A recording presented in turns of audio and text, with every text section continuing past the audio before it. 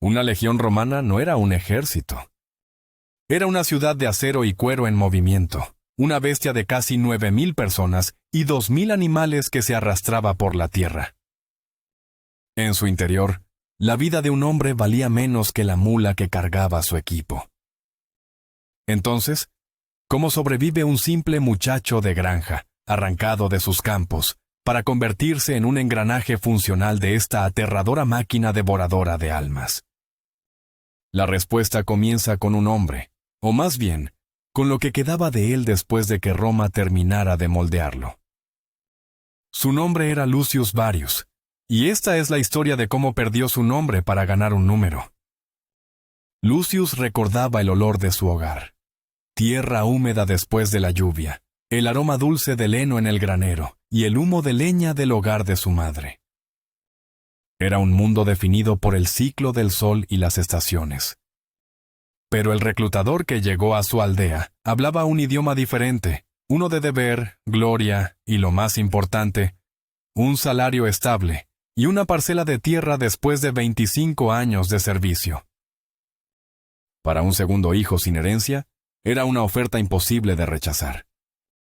Cumplía con los criterios que buscaba el imperio.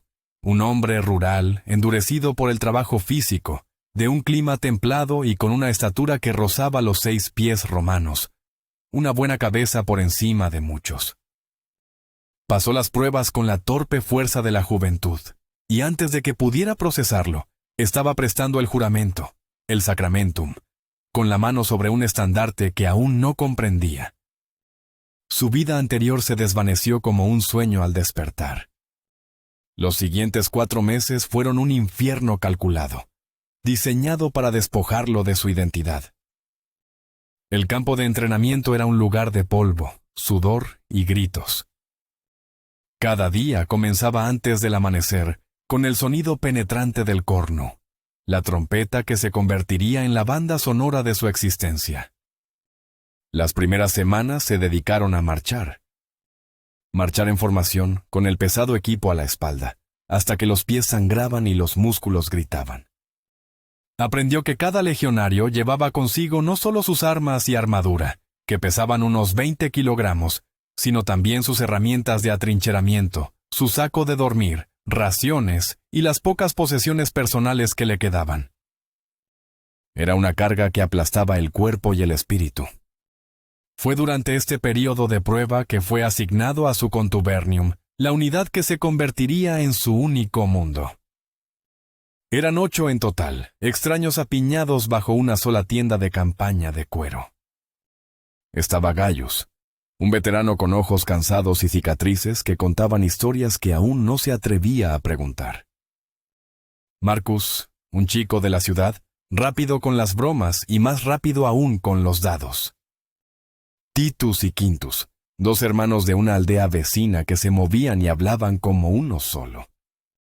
Y otros 3 cuyas caras al principio se mezclaban en una masa de agotamiento y miedo.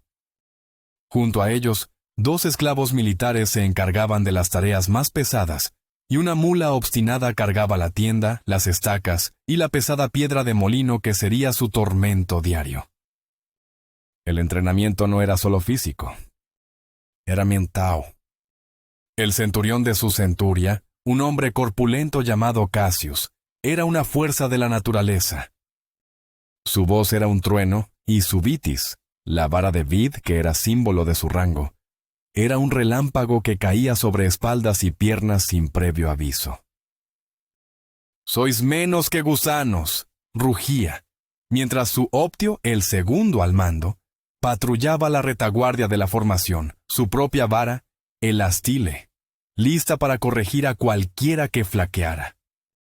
Roma os convertirá en hombres o os enterrará como basura. Lucius aprendió rápidamente a moverse al unísono, a responder a las órdenes sin pensar, a convertir su cuerpo en un autómata. Aprendió a cavar trincheras, a construir empalizadas, a nadar con la armadura puesta. Aprendió a matar, primero contra postes de madera, luego en simulacros de combate contra sus compañeros, donde los golpes, aunque con armas romas, eran dolorosamente reales.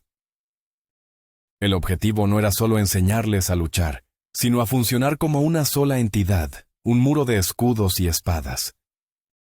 La primera vez que su contubernium funcionó como una unidad, no fue en el campo de entrenamiento, sino al final de un día agotador. Mientras los esclavos montaban la tienda con una eficiencia practicada, los legionarios más jóvenes fueron enviados a buscar leña y forraje. Al regresar, el olor del grano crudo llenaba el aire. La ración diaria de grano era la base de su dieta, y cada noche tenían que molerla a mano en la pesada piedra de molino de la unidad. Era un trabajo agotador y monótono. Lucius y Marcus se turnaban, empujando la piedra superior en círculos interminables, con los músculos de los hombros y la espalda en llamas. Mientras tanto, Gaius, con la paciencia de un padre, les enseñaba cómo mezclar la harina resultante con agua y un poco de sal para hacer pan plano, cocido sobre las brasas del fuego. Esa noche, comieron en silencio, demasiado cansados para hablar. El pan era duro y sin sabor, pero era la comida que habían preparado juntos. Lo acompañaron con un poco de queso salado y un trago de vino agrio, su posca. En ese momento, compartiendo el fruto de su trabajo colectivo, Lucius sintió el primer atisbo de algo nuevo. No era amistad, todavía no. Era una interdependencia silenciosa, la comprensión de que su supervivencia estaba ligada a la de esos 7 extraños. Era el nacimiento del contubernalis, un vínculo forjado en el crisol de la adversidad. Los días se convirtieron en semanas, y las semanas en meses. La rutina se apoderó de ellos, un ritmo implacable que marcaba sus vidas. El sonido del cornu antes del alba era la señal para comenzar. Formar, ser contados, revisados. Luego el entrenamiento o el trabajo. Si no estaban marchando o practicando con la espada, estaban construyendo, cavando, manteniendo el equipo. Cada tarea estaba supervisada por uno de los oficiales de la centuria. El Tesserarius, el tercero al mando, era el encargado de la guardia nocturna, distribuyendo la contraseña y asegurándose de que nadie se durmiera en su puesto. El Signifer, el portaestandarte, no solo llevaba el emblema de la centuria, sino que también era el tesorero de la unidad, responsable de las finanzas de los soldados. Lucius aprendió esto de primera mano un día de pago. El Signifer, un hombre delgado y serio llamado Valerius, los llamó uno por uno. Cuando llegó el turno de Lucius, Valerius consultó una tablilla de cera, sus dedos siguiendo las líneas de texto. Lucius Varius, dijo sin levantar la vista. ¿Qué salario anual? 225 denarios. Deducciones, comida, 60 denarios. Ropa y calzado, 30 denarios. Gastos comunes del campamento, 15 denarios. Continuó enumerando pequeñas deducciones hasta que Lucius se sintió mareado. Al final, lo que recibió en su palma fue una fracción de lo que había imaginado. Gaius, al ver su expresión de asombro, le dio una palmada en el hombro. «Bienvenido a la Legión, muchacho», dijo con una sonrisa torcida. «Te pagan para servir a Roma, no para hacerte rico. Casi 2/3 de tu salario vuelven directamente al ejército». Fue una dura lección sobre la economía de la vida legionaria. Su vida, su tiempo y ahora su dinero pertenecían a la máquina. Pero no todo era trabajo y disciplina. En las pocas horas de tiempo libre que tenían, generalmente después de la cena y antes del toque de queda, los hombres del contubernium encontraban formas de ser humanos de nuevo. Marcus siempre tenía un juego de dados a mano, y pequeñas monedas o raciones extra cambiaban de manos en juegos rápidos y silenciosos, siempre atentos al paso del centurión. Titus, el bromista, contaba historias groseras de su aldea que hacían reír incluso al estoico Gaius. A veces, simplemente se sentaban alrededor del fuego, remendando su equipo o afilando sus espadas en silencio, cada uno perdido en sus propios pensamientos. Fue en una de esas noches que Lucius se atrevió a preguntarle a Gaius sobre sus cicatrices. El veterano miró el fuego durante un largo rato, su rostro iluminado por las llamas danzantes. «Da esta», dijo, señalando una línea blanca que le cruzaba la ceja. Fue un regalo de un dacio. Demasiado cerca. Tuve suerte. Luego señaló una marca más ancha en su antebrazo. Y esta fue del vitis de un centurión en mi primera campaña, por dejar caer mi escudo. Lucius se estremeció. ¿Te castigó por un error? Gaius asintió lentamente. Un escudo caído es un hueco en la línea. Un hueco en la línea es una invitación a la muerte, no solo para ti, sino para el hombre que está a tu lado. Aprendí la lección. Dolió, pero la aprendí. El centurión Cassius es duro, muchacho, pero es justo. Su trabajo es mantenernos vivos, incluso si tiene que casi matarnos para lograrlo. Esa conversación cambió la forma en que Lucius veía la disciplina. Comenzó a entender la lógica brutal detrás de ella. La formación, el muro de escudos, solo funcionaba si cada hombre confiaba implícitamente en que sus compañeros mantendrían su posición. La confianza se construía con el sudor y el miedo compartidos bajo la atenta mirada del centurión. Era una familia forjada a golpes. La legión te despojaba de todo, pero a cambio te daba 7 hermanos. 7 hombres que molían tu grano cuando estabas enfermo, que compartían su agua contigo en una marcha agotadora, y que un día estarían entre tú y una espada enemiga. Lucius miró a los rostros de su contubernium alrededor del fuego. Ya no eran extraños. Eran su ancla en este mundo nuevo y aterrador. El día que terminaron los 4 meses de entrenamiento, no hubo ceremonia. Simplemente, la rutina cambió. Fueron declarados listos para unirse a las legiones en batalla. Poco después llegaron las órdenes. Su legión, la Legio Nubia Hispana, se movilizaría hacia el norte, hacia las brumosas tierras de Britania, para sofocar una rebelión. La noticia corrió por el campamento como un reguero de pólvora, una mezcla de miedo y excitación. Para Lucius y los otros reclutas, era el momento de la verdad. La máquina, de la que ahora eran una pequeña pero funcional pieza, se ponía en movimiento. La mañana de la partida fue un espectáculo de caos organizado. Lucius observó con asombro cómo el campamento se desmantelaba con una velocidad increíble. Cada contubernium empaquetaba a su equipo con una eficiencia nacida de la repetición interminable. Su propia unidad no fue la excepción. Mientras él y los demás se aseguraban sus pertrechos personales, los esclavos cargaban la pesada tienda, las estacas y la piedra de molino en el lomo de su mula. La bestia se quejaba, pero soportaba la carga. Cuando se dio la orden de marchar, la legión se desplegó en una columna larga y serpenteante. Lucius nunca había visto nada igual. Era una ciudad entera en movimiento. A la cabeza iban los exploradores, probablemente la caballería auxiliar que acompañaba a la legión. Le seguía una vanguardia y luego el corazón de la bestia, las cohortes de legionarios, marchando con una cadencia que hacía temblar la tierra. Su centuria estaba en algún lugar en el medio de ese cuerpo principal. El centurión Cassius marchaba al frente, junto al Signifer Valerius y el Cornicularius, el trompetista, cuyo instrumento dictaba el ritmo. En la retaguardia, el Optio y el Tesserarius se aseguraban de que nadie se quedara atrás ni rompiera la formación. Detrás de ellos venía el Impedimenta, el tren de bagajes, un mundo en sí mismo. Cientos, quizás miles de mulas como la suya, cada una cargada con el equipo de un contubernium. Vio los carros tirados por bueyes que transportaban las piezas de la artillería mediana, las balistas, una por cada cohorte. Vio a los Fabri, los ingenieros, supervisando el transporte de su equipo. Pasaron junto a los carros de ambulancia del personal médico, cada uno tirado por 2 caballos, listos para atender a los heridos.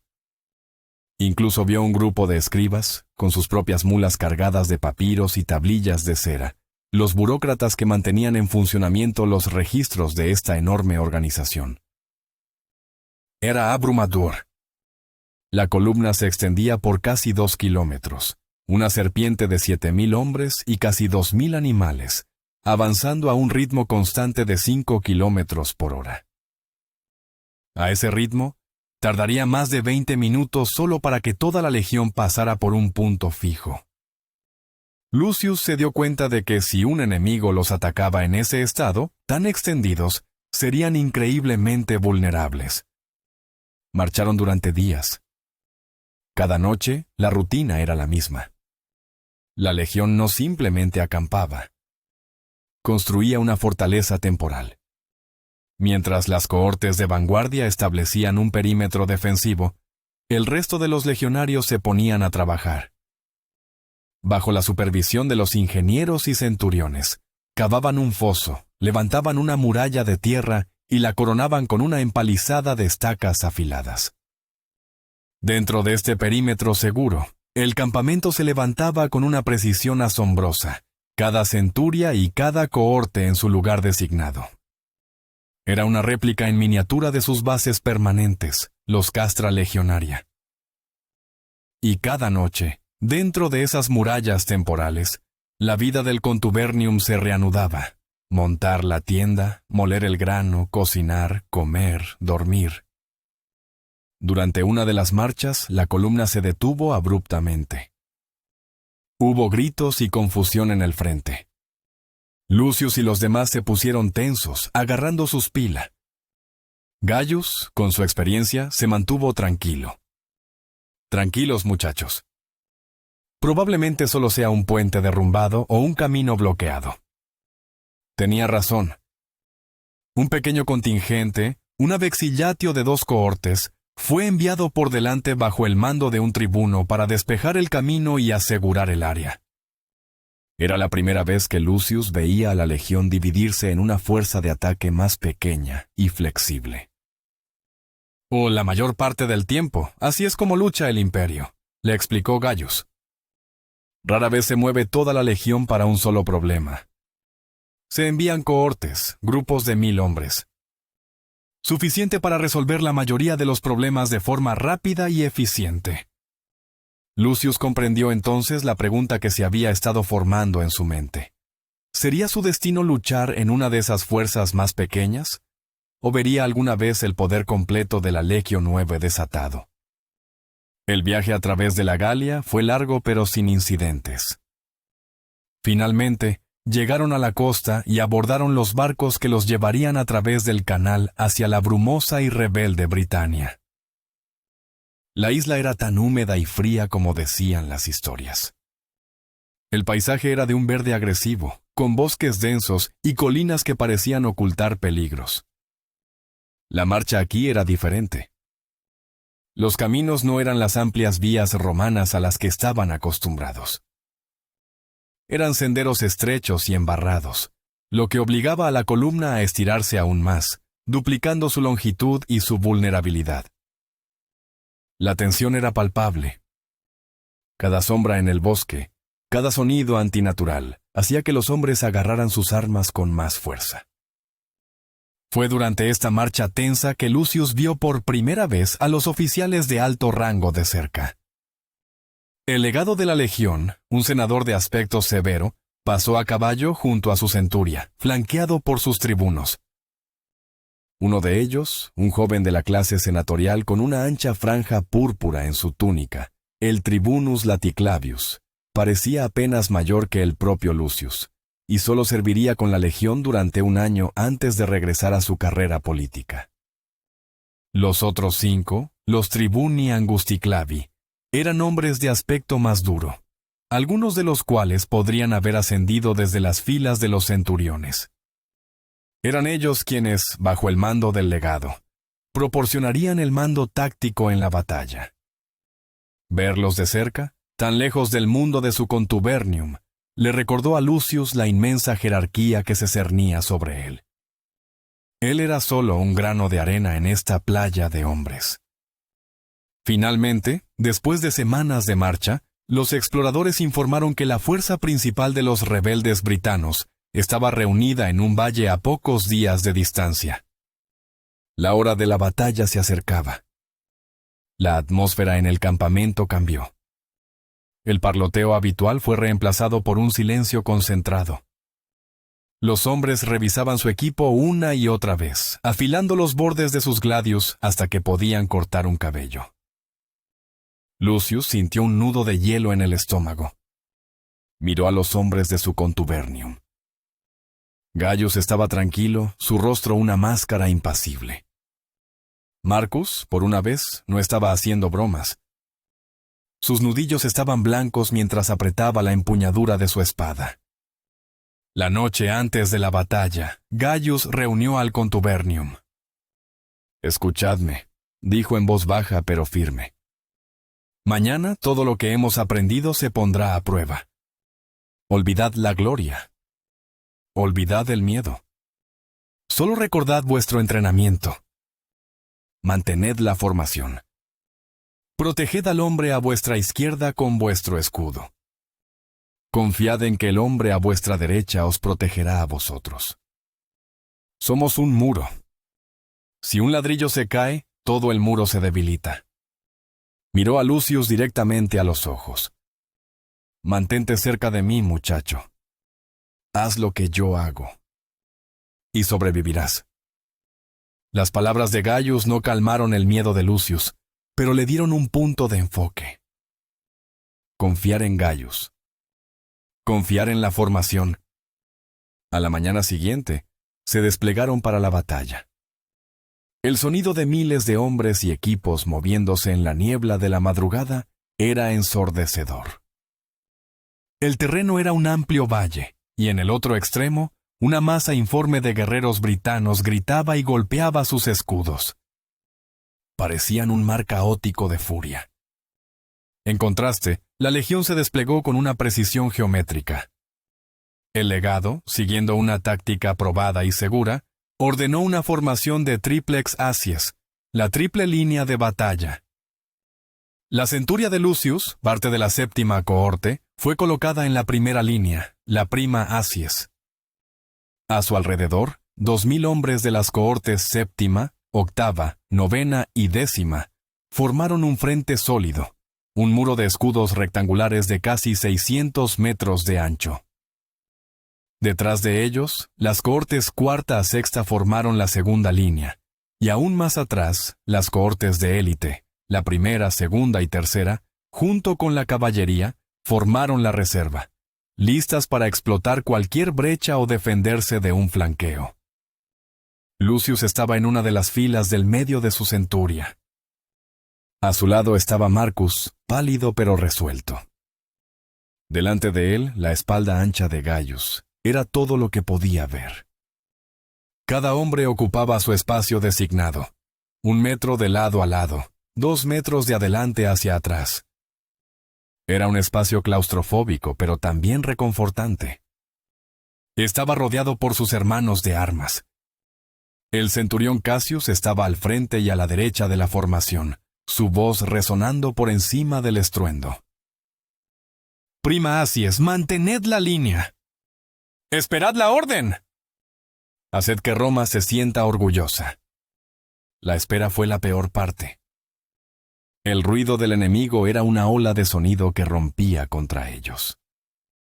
Lucius podía oler su propio sudor agrio, mezclado con el cuero y el aceite de su equipo. Su corazón latía con tanta fuerza que temía que se le saliera del pecho. Entonces, la orden llegó, transmitida por las trompetas. «Pila en mano». Lucius levantó la pesada jabalina, su mano resbaladiza por el sudor. «¡Adelante!». El muro de escudos avanzó, no corriendo, sino caminando a un ritmo deliberado, la tierra temblando bajo sus sandalias con clavos. Cuando estuvieron a unos 30 metros, la orden final resonó: «¡Lanzad!».